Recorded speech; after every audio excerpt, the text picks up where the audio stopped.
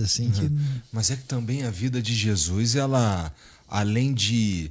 Bom, o que está descrito na Bíblia é muito fantástico, incrível, assim, recheada de milagres e de acontecimentos divinos mesmo, mas também tem uma lacuna muito grande ali de tempo Sim. na vida de Jesus, que eu suponho que que as pessoas especulam. Com né? certeza. E isso faz sentido especular. Só que, o que acontece? Jesus aparece, né, descrito na ocasião do nascimento, é bem celebrado. Depois, quando ele tem 12 anos de idade, na verdade ele está fazendo tipo o bar mitzvah dele no templo de Jerusalém, está lá respondendo perguntas, né, porque ele é um menino judeu da sua época. E depois no início do seu ministério. Existe um certo buraco aí dos 12 aos 30 anos. Aí o pessoal então começa a viajar. Não sei se você sabe, tem um suposto túmulo de Jesus na Índia e tem um no Japão. É mesmo? É. Eu já tinha escutado que Jesus teria ido para a Índia. Então, mas olha lá, como é que a gente lida com uma questão como essa? Quando você lê um texto como o texto de Marcos capítulo 6, e o texto está falando, escuta, não é esse o Jesus, filho do carpinteiro, e não estamos aqui, porque quando Jesus começa a falar, a pergunta é, quem é esse cara para ele estar falando assim? Porque na época, para você, por exemplo, você só pode ser rabino depois dos 30 anos, porque você tem pelo menos uma experiência para começar a abrir a boca. Segundo, o pessoal quer saber, peraí, de onde é o seu diploma? Quem é você? Então, se você estudava com um cara de ponta que era reconhecido pela comunidade, o cara ele fez ITA, ele fez USP, ele fez o FRJ, ele está, né, bem encaixado. E aí Jesus, qual é o problema de Jesus? Jesus surge do nada. E quando o pessoal vai falar, esse cara, ele não é aqui dessa biboca aí que é Nazaré, esse vilarejo de nada, porque Nazaré não tem 1000 pessoas. E não estão aqui os seus irmãos, suas irmãs. Então, quando você vê essa descrição, você vê que Jesus é conhecido e que as pessoas falam sobre ele, a família dele, a história dele. Então você fala, peraí, não é bem assim que ele estava passeando em outro lugar, porque ele é descrito dessa maneira. A segunda coisa é que se Jesus foi para o Egito, como alguns pensam, ou ele foi para a Índia, era natural de encontrar nos seus ensinos alguma coisa pertinente a isso, do ponto de vista linguístico, e você não tem nada sobre isso.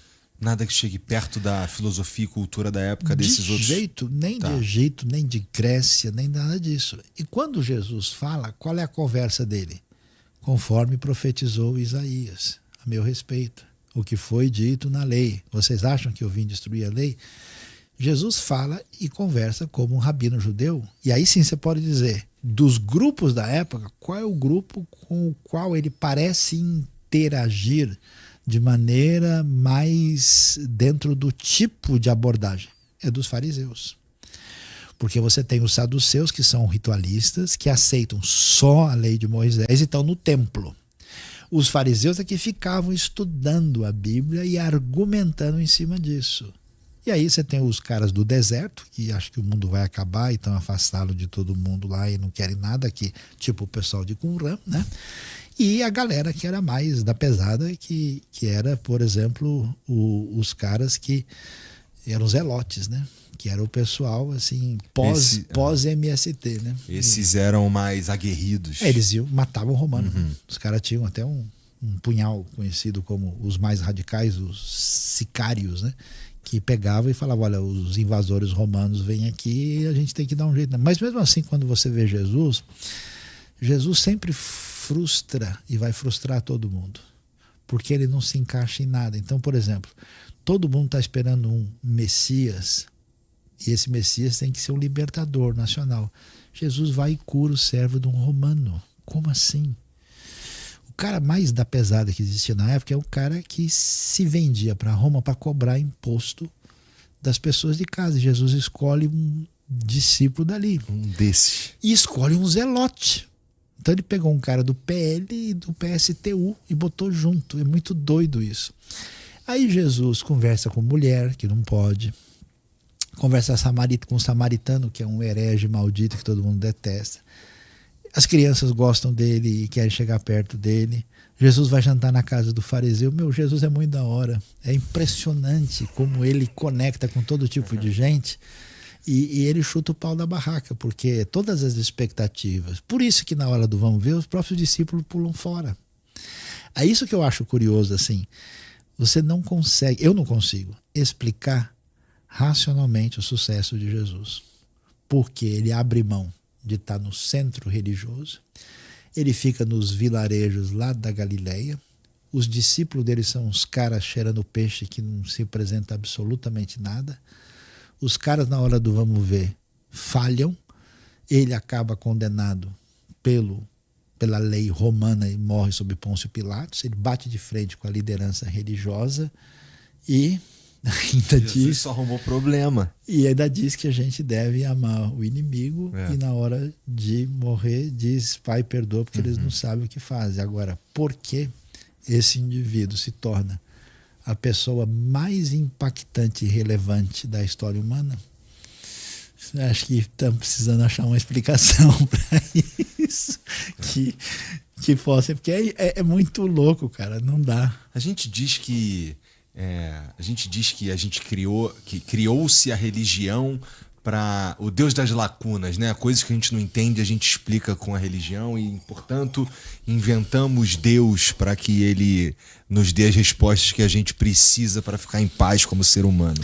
É que eu fico olhando a história de Jesus e a maneira como a vida, a história e o evangelho dele influenciaram tão profundamente a sociedade humana. E por tanto tempo, muito tempo, que eu fico pensando se, o engenheiro social que pensou nisso tudo 2000 anos atrás... É muito inteligente, né? O cara, ele é visionário, muito mais sinistro que qualquer inventor que você tiver, se você pensar aí. E aí, Saião, deixa eu te perguntar uma parada. Ó, a gente estava falando aqui a gente falou um tempo aqui sobre o Jardim do Éden. E aí, antes de começar o programa, tu me falou assim: eu vou me usar de exemplo, tá? Tá, beleza. Vamos lá. Você falou algo parecido com: se Deus é bom, por que criou o flamenguista? Ou qualquer coisa assim. Aí é um mistério que eu não posso explicar, né? Então, Deus é demais, né? Deus é bom, Deus é justo, misericordioso, né? A característica mais incrível de Deus, na minha opinião, é misericordioso, né? Eu gostava de acreditar, eu sempre disse que minha característica favorita de Deus, se é que dá pra gente falar assim, é a nossa forma corrompida de imaginar Deus, na nossa forma limitada de imaginar Deus. Então, da forma limitada de imaginar Deus, pra mim a característica mais incrível era que ele é justo, né?